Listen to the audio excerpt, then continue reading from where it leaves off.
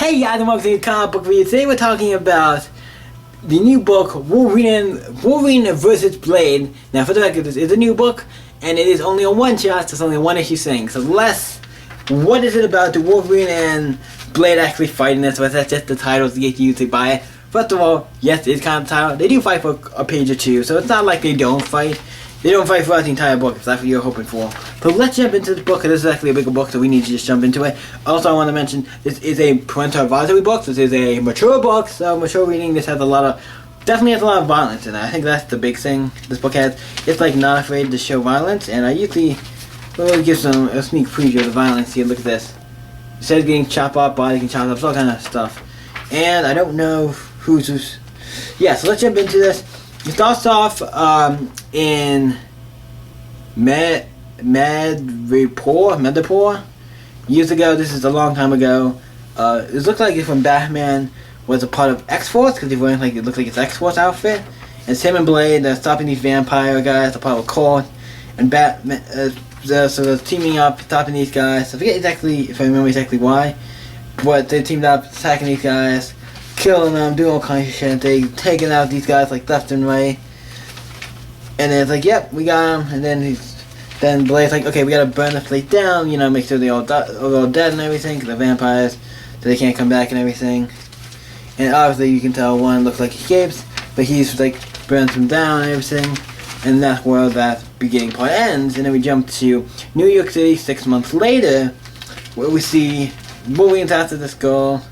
He's fighting her, whatever. He seems to be a part of the, I think it says right here, the Mutant Liberation Front, pro-mutant terrorist. He's trying to stop him and everything. He falls and he dies, and he hits like a spike, and it looks like maybe one spike, and he's nice. He dies and turns into dust. It's like, oh shit, I know that's a vamp. Uh-oh, he died, turned into dust by a spike, going spike, vampire, uh-oh.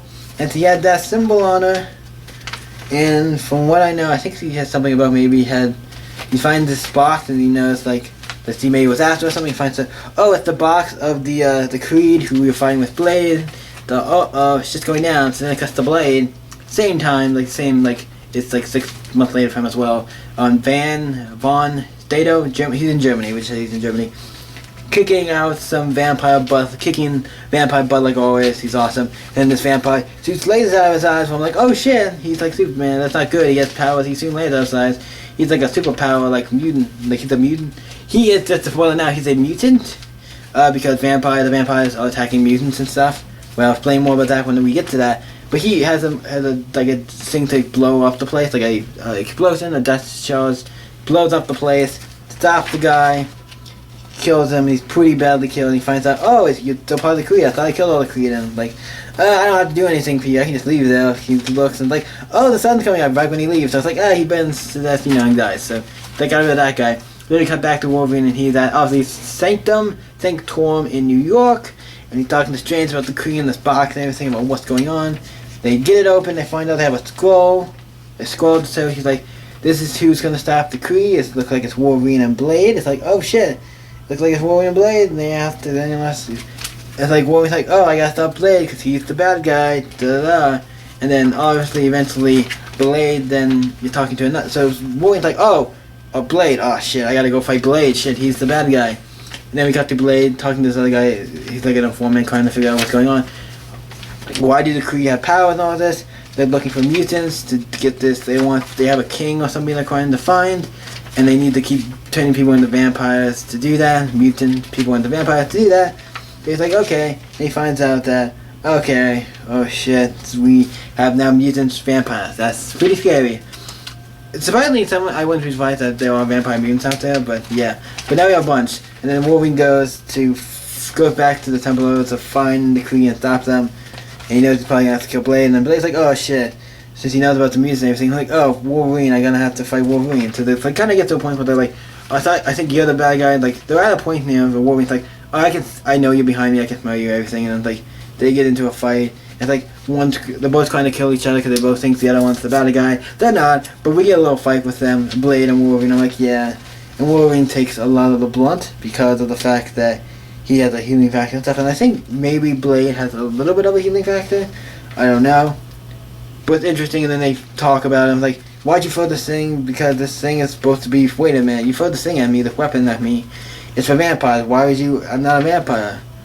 You're a vampire now. It's like, so are you? It's like, I'm only half vampire. It's like, and maybe it's like, oh, we are not the bad guys. Neither one of us is the bad guys. It was all misunderstanding.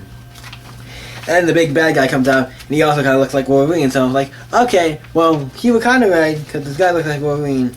I forget how he looks like Wolverine. He's like a clone, and something has to do with he's a clone, or like there's a bunch of bits and pieces.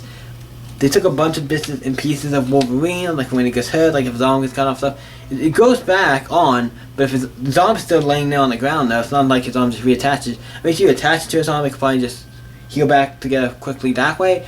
But if it's just off his arm, it can then be like, there's his arm. They take a bunch of pieces of Wolverine from battles and stuff, and then they take it and they did some magic stuff to it to make him like this whole body thing. So yeah, they're going to fight Wolverine. Wolverine's fighting the main guy. It's basically Wolverine fighting Wolverine. Blade's fighting a bunch of the other vampires who just coming up. They do a twitch.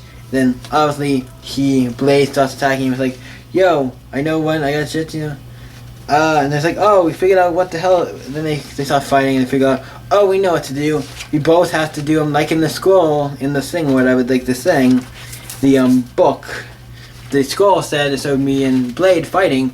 Oh, it's both of us attacking him at the same time and doing whatever. And they do it and they beat him. And then they burn off, leave the whole place down. And that's where it ends. And what I'm going to say about this book, was just a one-shot. I like one-shots like this, where there's a fun story, a one-and-done story like this. This is Wolverine and Blade. This is a book that I'm inspired into other Max comics. I don't think they have Max comics to my knowledge. To my knowledge, they still have Max comics. They don't use it as much, but I think they still have it. They would have worked surprisingly well into that. It's definitely mature when it comes to the violence, because this is violent. The book is violent. But then not only that, there's a violent book. There's a mature book. It's pretty, not a book that a kid should be reading. But I really enjoyed it for just a one-shot. I really enjoyed it. And this is actually, since this is a bigger book, it's actually $5.99, so $6, but not bad. I feel like it's not bad for $6. $6 for just one giant story of Wolverine and Blade. I'm not gonna complain. I actually really liked it, and the cover. I really like this cover. Whoever did this cover, really great. So, what do I rate Wolverine vs. Blade? I think it's a really good book. I'm gonna give this a. What do I want to give?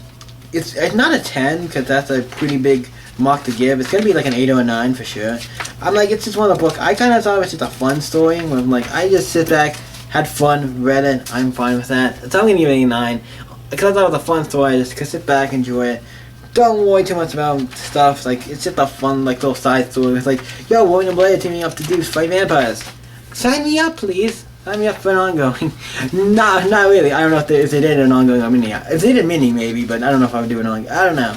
But, I really enjoyed this just because I got a little one-shot, so it's fine. One-shots are always easy for me to pick up sometimes. I'm like, yeah, it's just a one issue. I can get it, then I basically have it complete. And who knows with one-shots how they release those when they come to trade, what books, what trade they're going to go in or whatever. So it's nice to get these ones on. They're fun to read. So yeah, I give this a 9. What do you guys think about Wolverine and Blade issue 1, the one-shot, the Wolverine and Blade new book that came out? Let me know in the comment below. You guys can always stay up and see you next week, guys. Bye.